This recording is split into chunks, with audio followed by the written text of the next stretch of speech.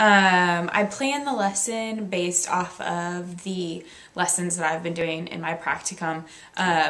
We start off with a word of the day, which is really just more vocabulary and a definition with a quick problem. Usually we try and do something off the EOCT test that relates to the lesson. So, you know, the students will kind of be getting a peek at what we're going to be doing. And then it transitions into the do now, which is prerequisites and review, and then sometimes we'll kind of throw in a question that actually applies to the day's lesson that they won't necessarily know how to do, but we want them to try and attempt it.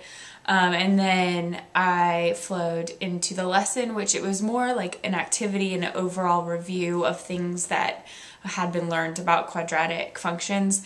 So there wasn't a whole lot of lesson involved. It was more based on the activity, but I did do kind of a review on transformations, and I gave out a graphic organizer for that.